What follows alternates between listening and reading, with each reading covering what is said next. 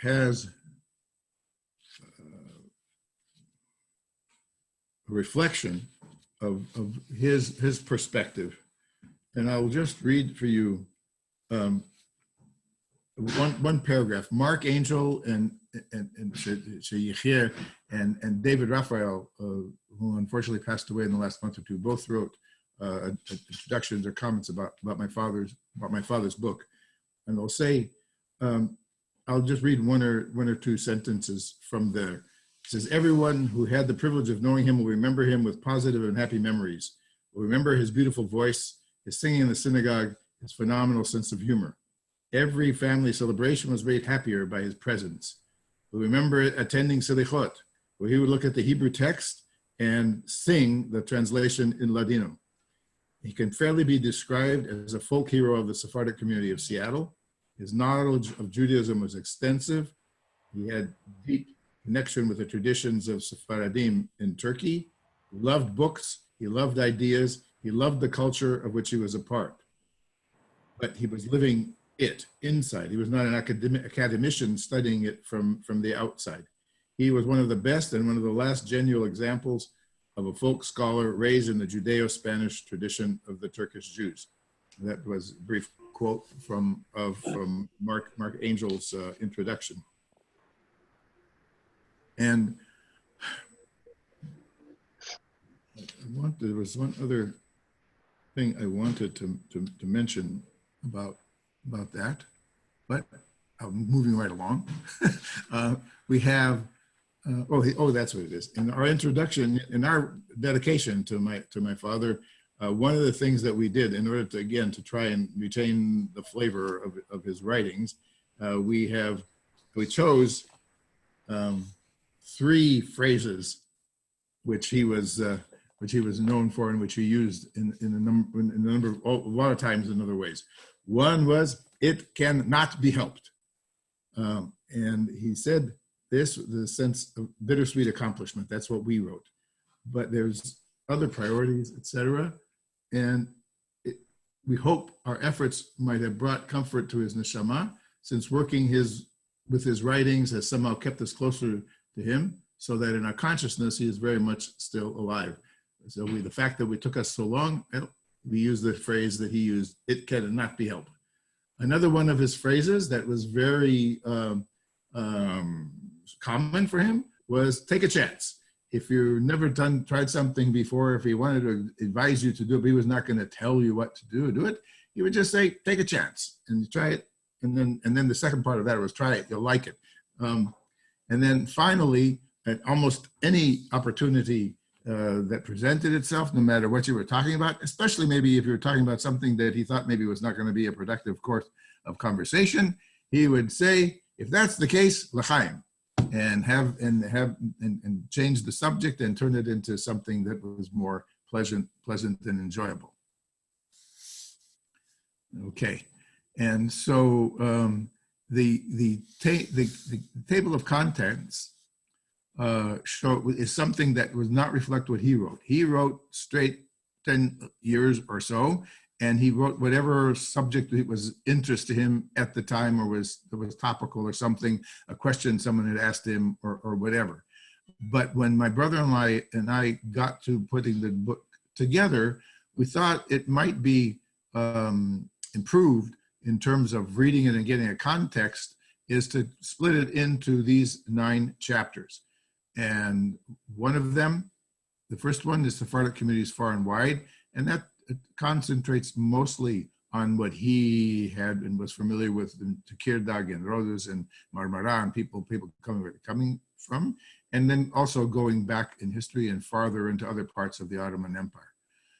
Then the second chapter was events in Jewish history. And that's a very broad brush view, no attempt at trying to be exhaustive or complete, but it was the collection place for us to gather the materials that he had talked about from the time of Jews in Islamic countries, sort of going back to the earliest the earliest recognizable form of what we call today Sephardim, through the expulsion from Spain, through the presence in the Ottoman Empire and a lot of different aspects of that, and going also to the presence of the Sephardim in Israel, in Yerushalayim, a couple of things having to do with that. And the third section is Sephardic life in the old country, and that's him. That got kicked off. We kicked it off by, like I said, the family came in 1924. In 1974 was the 50-year anniversary of the family, Mormon family coming to Seattle, and so we had a reunion. And so that was 1974. So it was shortly after the Labos came up, and that sort of got his attention, and he wrote about that. And that caused him then in other times to write about Brusa, the city that he was born in and his family came from. Although I mentioned he grew up in Tekirdag, which is where my grandfather was rabbi for more than a dozen years. And then he has childhood memories and old country education, talking about what they did, how they got the educational philosophy was not differentiated learning and not all kinds of things that we're familiar with today, but for them it worked. And he talks about religious leaders in Turkey and others, and he mentioned some very interesting quirks. And one of them is the whole notion of missionaries in the Ottoman Empire. And it's something that's not very well known and understood.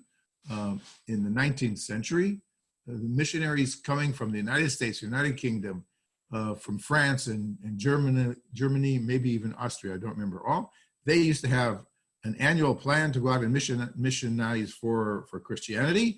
And the Ottoman Empire was one of their targets, except that what they had to do was stay away from missionizing the Muslims, right? Because they wouldn't last very long if they went to the Muslims and try in the Ottoman Empire and said, oh, Christianity is the way to go. But what they did do was they identified minority groups and that they wanted to concentrate on, and that included the Ladino-speaking Sephardim, and that also, by the way, included the Armenians, because even though they were Christian, they were Catholic, and according to the Protestant missionaries, they were as bad. They were far wrong as anybody else, not Christian. But every year they would set up a budget, and they would target communities, and they would go and figure out what's the best way for those to infiltrate the Jewish community, specifically here, and to bring the word of their religion to the Jewish masses. And so one of the things that they did in the middle or end of the 19th century was that they took an old translation of the Tanakh into Ladino, and they modified that translation into having Christian references. And so the wool in sheep's clothing, so to speak, people were so grateful. The Hambashi of Istanbul, I think, wrote a note to one of the first editions thanking them, such a nice, friendly person, to give us a Tanakh that we can use as Ladino and our people. Only later did they find, when it says Bezad Alijo, Nashekubar, Bezad Alijo, kiss the child. That's not the way we translate it. And Borakaron mis pies y mis manos. Ka'aru, Adai v'raglai in Tehillim, I think 21 or 22. Ka'aru, they translate, the Christians make this, I don't know how many of you for I'm sorry, I'm on an Al Maiman sidebar, but I'll come back. Ka'aru, Yadai v'raglai is the pasuk. And then accompanying the Tanakh with a Ladino translation, they also presented the community with a Ladino dictionary translation from Hebrew into Ladino. And that also was not just out of the goodness of their heart, because when they did the translation, they chose the Christian perspective as the translation. So Ka'aru, listen to this. I don't know how many of you are familiar with the rabbinic technique of Kari Uchtiv, of sometimes it's written one way and it's said another way. And so they took this word ka'aru, which means which we take it to be ka'ari. It's a ka'ari, and which is like a lion. My hands and my feet are like a lion. That's the way we translate the pasuk. They say no. This is a karichtiv. It's ka'aru, not ka'ari, and ka'aru means pierced. Or akaron. They pierced what? My hands and my feet, and that is a reference. And they say in Tehillim to Christian sources. So my dad wrote a couple of articles about the missionaries movement in general in that period of time, and he talked about the book and the dictionary. In Seattle, we also have a Sephardic digitization program, Devin Nair and Tayo Hadif, and they've got thousands of items. One of the things that I saw was a book that was a handbook that must have been 600 or 800 pages thick, and the first 400 pages, the last 200 pages of the translation of Tehillim into Ladino.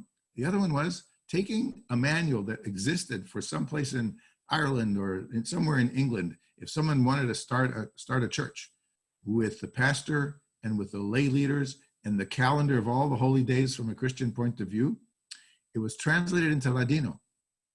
It's unbelievable that they took the time, someone took the time, spent the money to print a book and give it to hopefully their groups of Jews who are interested and willing to consider not only becoming more Christian themselves personally, but as a community. So this idea of missionaries in the Ottoman Empire is something that is not so well known, and is just recently being studied in more detail. This was an article that my dad wrote because we had in his library the Hebrew Ladino dictionary by the Christian missionaries. And by the way, the person who owned it before him, when it says this ka'aru thing, he took a pen with purple ink and he crossed out and then the bottom he wrote in Ladino, this interpretation is what they say. That's not what we say. It's really, really very fun. So that's chapter 3. Chapter 4 is Jewish religious practices. And he goes along talking about Aleinu L'Shabeach. He talks about some of the things we do at Purim and the holidays, and Yavad Laleh, taking some of the Judaica and moving it to the Geniza in the cemeteries. And he writes about all those kinds of things. And in there, he has an article about Kavretiko, Chad Gadya. So later on, I want to go over that in more detail with you. In chapter 5, he talks about Sephardic personalities, and he will get he has about 15 of them, going from the Rambam to it's Benzion Chai Uziel, and even further into around that same time. And it includes Rabbi Mizrahi from Los Angeles and Rabbi Shalem, who was in South America and Mexico and Seattle and many years in Israel. And the last person he talks about Sephardic personalities, Yehoram Gaon. So he has his dad, Moshe David Gaon, and he also has Yehoram Gaon. In chapter 6, Sephardic literature and folklore, he talks about Me'am Loez, he talks about the Solotreo, the script. He talks about other music and recordings that we have had. In chapter 7, he has sayings and something about the Ladino language, and then the beginnings of a book of sayings. You know, we have many books, and even more now, thank goodness, talking about the refranes that our people have developed over the years, and how rich they are in terms of expressing feelings from our lives, but also showing the connection between Ladino and their social life and the historical religious connections we have, and coming up with some really very brilliant and meaningful sayings. And that's the 7th chapter. The 8th chapter is Sephardic customs, and he's got regular general customs. He's got marriage customs. He talks about Meldado, and then also many others. And then chapter 9 is Jewish and Sephardic institutions, where he talks about the institution of Hambashi and the Rishon LeZion in terms of how in the Ottoman Empire there was only one Jew for the Sultan. That was the Hambashi, and then, oh, by the way, all the rest of them would come under him. And he talks about that structure and how it was replicated in Jerusalem with the Rishon LeZion, and then almost every city that had any kind of Jewish population, like Izmir or Salonika, they had their own Hambashi structure that was sometimes highly centralized, sometimes highly decentralized. And so there's a very interesting dynamic and set of interactions between the different times of when that happened. And so that's it.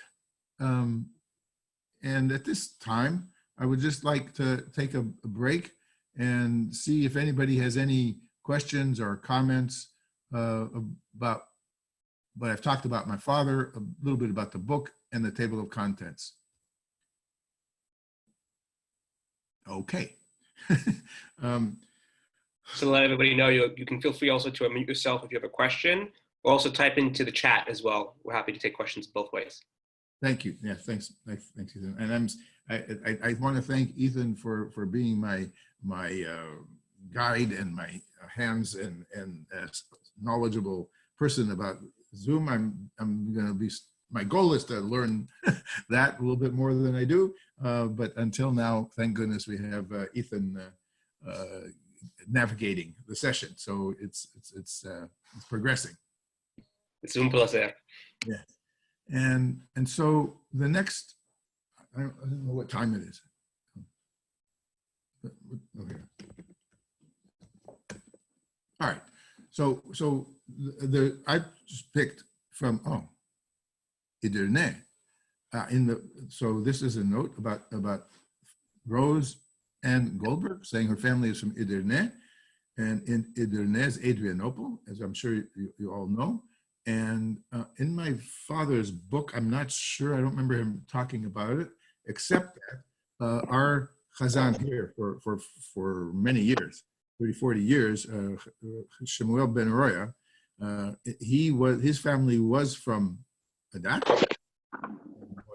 Okay, we have Adatos in Seattle, but as far as I know, none of them are from Edirne, although that's possible. There's also okay, so Reverend Ben Arroya, he was from Edirne, and his family was a family of Chazanim, and there's a lot of information that we learned about that. Not that some people did. I don't know that much to talk about myself, but one of his grandsons, Sam Amiel, works for the Joint, the Joint Distribution Committee, and in the last couple of years, one of his responsibilities has been the Jews in Turkey, and that includes Edirne. And he was working for the Joint when the Turkish government rehabilitated, rebuilt basically the big synagogue in Edirne. And it's a monumental, I mean, it's cost a lot of money, and they did a wonderful job for it. So he had the special privilege representing the Joint to go at the grand opening of that new synagogue, brand new, and be where his grandfather's and his grandfather's family had been for many years. There's also a woman who has a PhD at the University of Washington studying Sephardic Chazanut in the Ottoman Empire before and after Ataturk. And it was part of the democratization, the westernization that Ataturk brought with him, was to make it sort of hard for religious practice, mainly because of the Muslims. He wanted to separate mosque and state, but he did it in a way that it created challenges for the Jews and the Christians as well.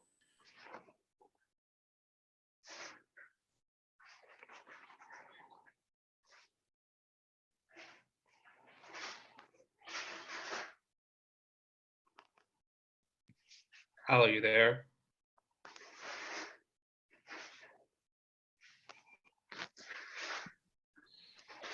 So it looks like we're having a bit of a technical issue. Just give us 1 second.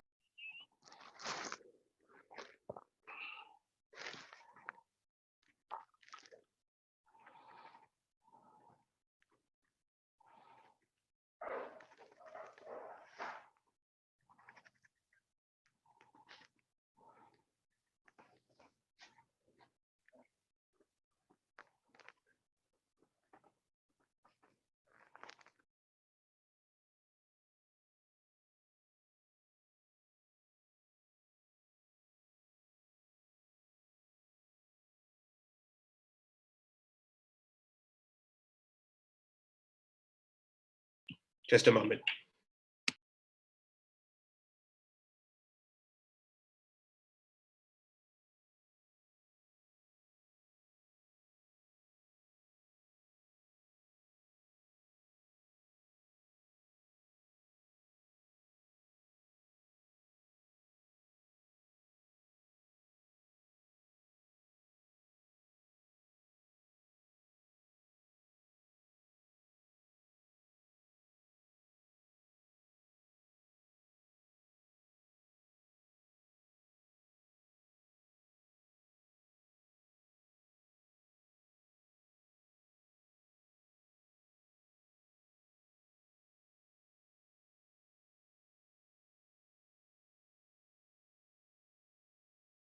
Folks, I apologize for this. We're having a bit of a technical issue on Al's side. He's just restarting his laptop. Should be 1 or 2 extra minutes. Apologize about this.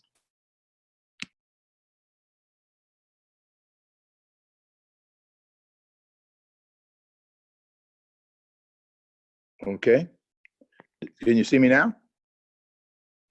We can hear you. We can't see you, but that's okay. Okay. How about now? Now we can see you. Okay. So I don't know what happened. My computer decided to freeze. So I don't know when I left. We were talking about the Sufis, and the reason I brought them up in relation to internet, that we know that there was a lot of jamming between Chazanim and Imams about singing the Makam and the Sephardic, the music of the Sephardim, and they, besides that, there was a period of time right after Ataturk came on board in power, when the Sufis didn't have a place to do their services. And I think it's a documented historical fact that the synagogue in Edirne, for at least 6 months or so, let the Sufis use their social hall. And it is such an example of the connection there was between the general population, the Muslim and the Jewish populations.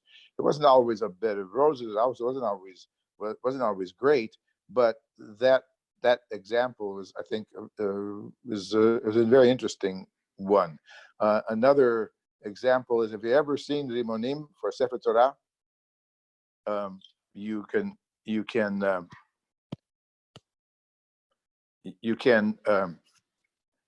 see on the top of the Rimonim crescent moons. Have you ever seen some ketubot? The decoration has crescent moon. Can you imagine having a Rimonim or a decoration on a ketubah with a cross? It's no entrar en el tino. It just doesn't feel like that's a possibility even. But so thank you for asking about Edirne. I personally don't have more information about it, but there's a couple other people who I know have, so maybe I can hook you up with some of them to get more information about Edirne. Okay, so where was I? I thought, yeah. So I think I'm ready to move on to the last part of our conversation, and I wanted to take two articles that my father wrote that are touching on this period of time that we're going into right now. One is the song of Chad Gadya, Un Kavretico, which is most people's Haggadah. That's the last song that's sung at the end of the Seder. And then the second article I want to talk about is the Bechor, because that we have the custom of having a ta'anit bechorot, a fast of the firstborn on the morning before Pesach, and so he writes about the bechor and that custom. So I think let's go to un kavretico, Ethan, if you can.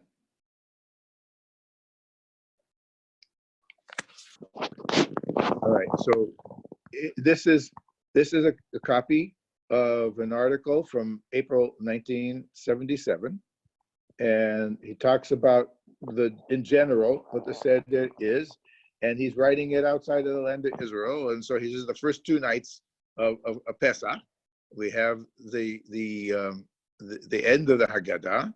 We have this song, Un Kavretiko, and what it is, it's in Aramaic, and it's been translated into Ladino, and with a tune, and we can go over that. But we don't know for sure who the author was, and he gives a history of where it shows up in the Haggadot that we have. And then at the end of that third paragraph, he says, it sounds like I'm sort of like it doesn't make any sense at all. There's one interpretation that it has it being a very serious piece, and it fits at the end of Haggadah for capturing the various the history in a broad sweep in this metaphor, the history of the Jews suffering over time. And so now he goes to give that interpretation, saying what the Ladino translation from the Aramaic of Haggadah is, and for each one of the paragraphs he says this is the metaphor, and then here is what it represents. So it says un kavretico kemelo meko mi padre por dos levanim. It's translated as that kid, a goat, that my father bought me for 2 coins. What does that mean? So he says the interpretation is that the goat is representing the Jewish nation. The father is representing God, and Moshe and Aaron were the dos lavanim, right? There was not coins, but they were our assets. they're what we had to keep us well and to be able there. Then he has 8 following verses, and what my dad says, that interpretation is representing the 8 nations that subjected the Jews to all terrible, brutal sufferings throughout the years, and going from one to the other. And now let's go. Oh, I'm sorry. Ethan, are you showing the? Yeah, you are showing. Okay, good. Okay, good. So now I apologize. One of the things that I hope to have be done better next time is better quality images. I hope they are readable and you can follow along. Y vino el gato y comió el cabretico que me lo mercado padre por 2 levanim. So then came the cat and ate the kid, and that, he says, is representing Syria and Sancherib. So this interpretation is not starting Jewish history from the enslavement in Egypt. We came out of Egypt. We went through we got the man, we got the splitting of the sea, we got the revelation by God to Moses at Sinai of the Torah, and we crossed the Jordan and came to Israel. That's all part of what we're talking about in the beginning of the Haggadah, throughout the most of the Haggadah. Now comes the rest of Jewish history, So the Assyrians in Sancherib are represented by the cat, and they exiled the 10 tribes of Israel, who are still lost. They're all in all portions of the world. Then he says, "Ivino el pero, imodio el gato, que comió el gato, que se no comió mi padre por 2 lavanim, for 2 lavanim." So then came the dog and bit the cat. And now who's the dog? The dog represents Babylonian Nebuchadnezzar, who they took over from the Assyrians, and they led, from a Jewish history point of view, to the exile of Judah, the rest of the Jews, and the destruction of the temple. And then, Ivin olavara, yaharvo al pero, que modrió al gato, que comió el favoritico, que me lo me padre por 2 lavanim, for 2 lavanim. And I says the stick represents the Persians. They succeeded the Babylonians. And now you may ask the question, well, why does this talk about something that was not a time of persecution for the Jewish people? While it's true that in Persia, after the trouble that we had with Haman, his ill-fated plan, we have the story of Esther, and though my father is and the interpretation says the Jewish people were still in Galut, and so that was not physically such a threatening and persecuted time, but it still is representing Galut. Then, y vino el fuego y quemó a la vara que ajarvó el perro, que mordió a el gato, que comió el cabritico, que me lo me padre por 2 lavanim. And this fuego represents the Greeks, the Greco-Syrians. You know, the Greek emperor after Alexander died was split into 3 parts. These are the Greek Syrians, and they almost succeeded in annihilating us. And that's where the story of Hanukkah is on this period. And that's, by the way, between the time of Esther, which was reported on in the Tanakh, until the time of Hanukkah, the Maccabees, where the Tanakh was closed, and there's no biblical, no canonical mention of Hanukkah, because that stopped the period of prophecy. But it was the period of Hanukkah. Then what happened? Etc. The water came and put out the fire. Water is representing the Roman Empire. And then what they did was, they, as far as the Jews are concerned, is they burned down the city of Jerusalem and destroyed the second temple, and they started the exile that we have been in since then until last 70 some odd years. And one of the things that I don't know, and if anybody has any interest, any idea, I want to talk about a little bit, is besides the historical progression of nation empire to nation empire, is there any significance to the Yavanim being the fire and the water being the Romans, etc.? I don't have any insight into that part of the metaphor, of the representation. It's just like it's a succession of how you go from one to the other, and how you can deal with one. It may be something that talks about God's providence with the Jewish people, that we live within, among, and somehow sometimes at the mercy of these world empires, and their existence is fleeting, comes and goes, and can go like almost a natural thing, just like these events and these animals or these entities come and go according to natural causes. That may be what's happening. Maybe that's a metaphor for what's happening through the representations of the various steps that we go through in this song. That's just this does not represent the views of management. This is just my my idea of what might possibly be an interpretation.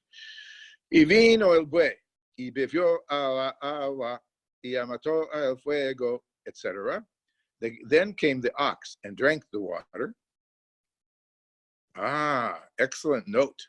I love that, Gabriel.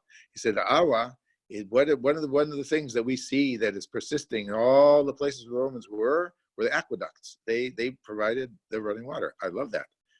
Excellent. Thank you. And then came the ox and drank the water. The ox represents the Saracens, the first wave of Muslims who conquered and plundered Jerusalem, but it wasn't. But that was sort of. I'm not so familiar with the details of the history of and the magnitude and the nature of the Jewish presence in Israel and specifically in Yerushalayim from about the year 100 or 200 to the year of 1500, when the Ottomans came. I know that there were times that Jerusalem and Israel were fought over by Christians and Muslims in various forms, of the Crusades and the Saracens and the Ottomans, etc. And I know that there was virtually a continuous presence of Jews in Jerusalem, sometimes more, sometimes less, sometimes at the pleasure of the rulers, and they were admitted and permitted to do things that they weren't otherwise permitted to do. So when it says here, the ox represents the Saracens, the Muslims who conquered and plundered Jerusalem, I think this is accompanied with a relative period of quiet for the Jews in Jerusalem during the end of the Roman presence. And they were able to do some things that they weren't able to do before. But then when the first Muslims, the Saracens, came, they, I think, took away a lot of the privileges that the Jews had, and maybe even reduced the number of Jews that were able to be living in Jerusalem. Okay, then comes Ivin oil shochet, idevoyo al bue, que bevió agua, que mató el fuego, etc. Then came the slaughterer, the shochet, and killed the ox. The shochet here represents the Crusaders, who caused so much bloodshed and suffering, not only for the Muslims but also for the Jews, because those Christians, they were not so good to the Jews. if my sparse knowledge of the ups and downs of the Jews in Jerusalem during this period of time, and the Crusaders, they had short-lived periods of ruling, and it was back and forth until Ivino Malach HaMavet Idegoyo al Shochet que degoyo al bue que bevio al awa, etc. Now the Malach HaMavet is the angel of death, and he killed the Shochet, the angel of death. Now, I don't know how and where they got to this, but it represents Islam and the Ottoman Empire. I would not have necessarily chosen that, but there may be a reason that I don't understand here. I'm sure there is.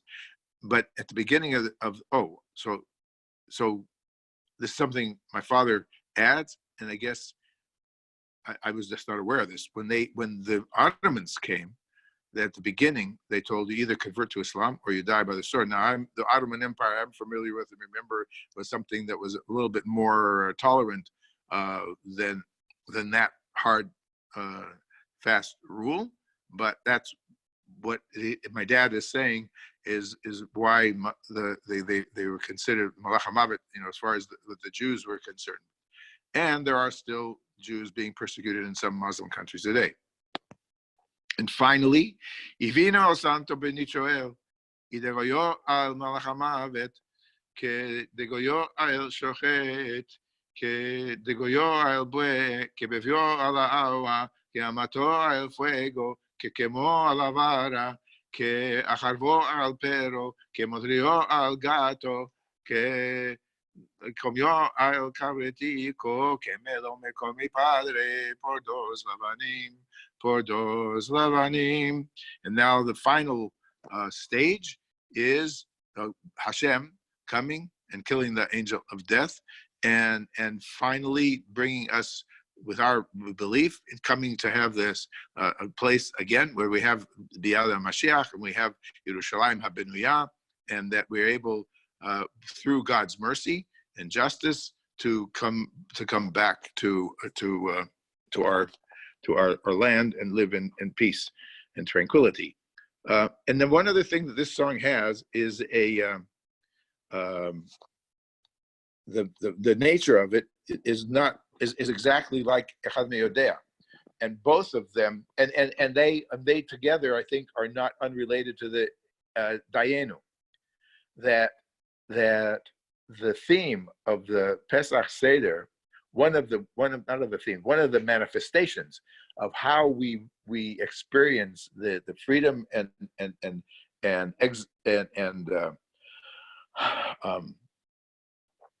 the ability, the ability to choose and to live in freedom comes in steps.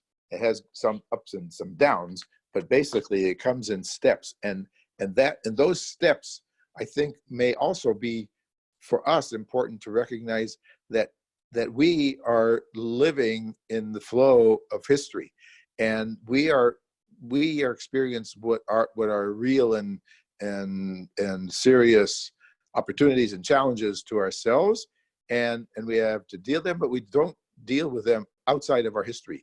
We don't deal with them outside of our past, remembering where we've been and what we've gone through, nor do we do them in without thinking about our future, that there is something coming beyond us, so that we are like links in a chain, and we have the opportunity and the responsibility to live our own lives in our own ways, following what we have been given, and trying to figure out what the right way expression of Judaism individually and collectively is in our time, so that the next link on the chain will be able to come and go forward as a people. We will fulfill our obligation to be going from one to the next. So that's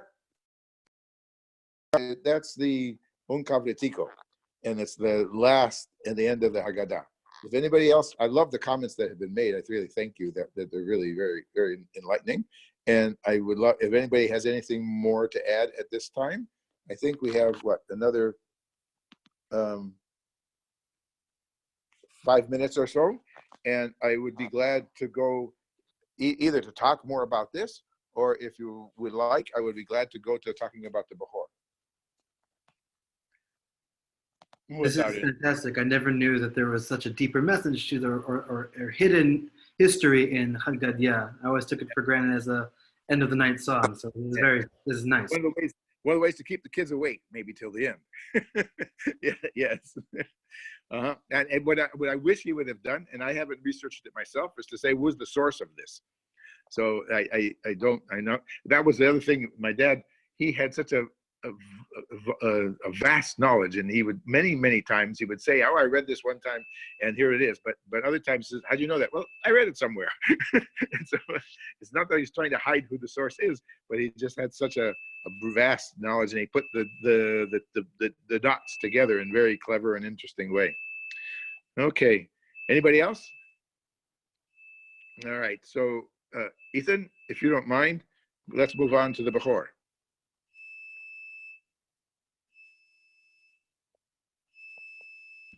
Al, you beeping? That's my wife's timer in the oven. There's a lot of noises in my house, sorry. Yeah. Okay. So, all right. So here we are, the Bechor. So, I'll try and do this fast, but there was so much I want to talk about this, because on the one hand, from the Jewish point of view, the Bechor is special, and not just in each individual family. I'm talking about from the point of view of the law, right? The Bechor has privileges, and it gets a double portion. He gets the family goes, gets carried on with the Bechor, and historically in the Torah, we're told that the Bechor, the job of what turned out to be the jobs of the Kohanim and the Leviim, the priests and the Levites, was originally the job description of the Bechor. And because of the sin of the Egel, one of the consequences of that was they lost that privilege, and God said, okay, I'm set aside the Kohanim and the Leviim, and they're going to do this what I want them to do. Besides that, think about all the Bechorim that we know in the Bible.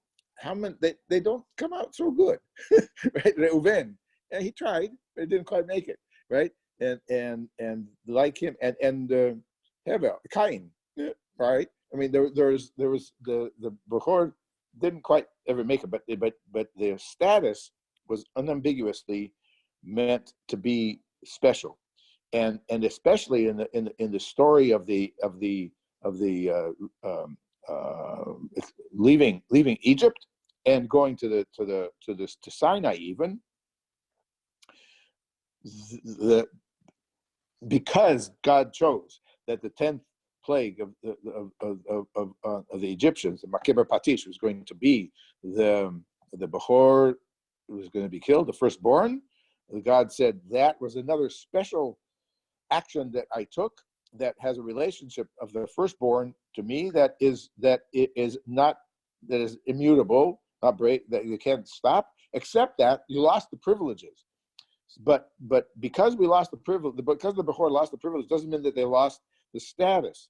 And so the Torah says that God said, you're special, you should do it, but you can't because you lost it, but you can't be free there. So we have this ceremony called Pidyon Ben, which is saying the firstborn. And there's a whole bunch of details of this, the firstborn of the father, and it's a male, or is it about the mother and all that? But the firstborn, however we take that to mean, all of them or some of them, that there's a need for redemption of that child to free him for this job that they can't do, right? So the way of getting the Bechorim unstuck from their status, which they can't deliver on, we have the ceremony of Pidyon Ben, where the Kohen is saying, "Let me be the agent. I'll take this. You give me. I have your kid. Your kid is God's because he's a Bechor. But if you want him back, then you will exchange him for 5 coins." And then we go on and we do that. So that one way of saying the Bechor still has a special status, but you can't deliver on it completely. So we have this tension between the Bechor in doing something or not being able to do something. And the other thing that we do is this idea of Ta'anit Bechorah, because after all, the 10th commandment, the 10th plague, God said was because to kill the Bechor, and the ones that his children's Bechor he wants to have to be special. So among the Jewish people, the Bechor are especially grateful to Hashem for saving them and doing this in that way. And so the rabbis said, okay, let them show their appreciation to God for saving them by having a fast, and that would be the morning, the day before Pesach. And however, that's a busy day. There's a lot going on, and you can't do all of that. So the rabbis say, well, it's a fast day, and we also have provision on fast days to be able to have a meal of a mitzvah, of accomplishing something. What can you accomplish? You can finish learning a section of the Talmud, and that's called this, and make a siyum, and make it have a party celebrating the completion. So what we have doing is we have the Bechor say, okay, we're all ready to fast, but come to the synagogue and hear the completion of that tractate, and then make a seudah, and then the fast is broken and you can go on. So that's what's happening, and that's the 13th day, and the 12 days before them, from Rosh Chodesh Nisan until the day before, the princes of the Jews would each bring a sacrifice to the temple when it had its grand opening, the inauguration in the year 2449, the first year that the Jews were in the desert. And so this is sort of the culmination of that too, because the connection with the tribes and the firstborn is something that is all rolled into us being ready for and celebrating them. I mentioned that sometimes the Bechor is not necessarily the best, smartest, the most capable, the one who does the best. And then my dad brings down this saying, is called Bechor Bovo, right? That sometimes a Bechor is a Bechor, that is behaving, or that's not necessarily acting or thinking in the straightest way, and so there's an expression we have: if someone is behaving in a weird way, whether he's physically a Bechor or not, we call him a Bechor Bovo. This is something that you would have thought as being a Bechor. And so just to finish it, he says that's the first Bechor that illustrated that thinking in the Bible for the Jewish people is Reuven, because when they came back and wanted more food, Jake didn't want to send them because he didn't want to send his last kid Binyamin. Reuven says, "Okay, Dad, I'll tell you what. I'm going to promise you do this. If I don't bring back Binyamin, you can kill my sons." He said, "Hey, wait a minute. that doesn't exactly make sense, because they may be your kids, but they're my grandkids." And so that's comes the expression of Bechor Bovo. So I'm running late. I want to do that. So I'm just going to say once again, thank you so much for the opportunity to have this conversation. And we'll talk, I guess, before Pesach. But we just wanted to say, in case we don't see you, Pesach Alegre. And I hope that you will find this using my dad's book as a platform for talking about a lot of different subjects. If you have any special interests, let me know, and I will pick out some other ones that I think will be hopefully interesting and lead to good conversation. So thank you again, Sephardic Brotherhood, for hosting these sessions, and thank you all for coming and being here. And buenos dias and salud de vida. Everybody should be well and be safe. Bye-bye. Man, Hazaku Baruch. Just a reminder, everyone, thank you so much, Al. Hazaku Baruch. I think this was fantastic. Thank you all again for joining us for only the third class so far of many more classes to come, God willing. Just to remind you all, this is a part of a series, the Sephardic Digital Academy, a new initiative by the Sephardic Brotherhood. We have a number of additional classes happening tonight. I'll actually throw them up on the screen right now in just a second. One is at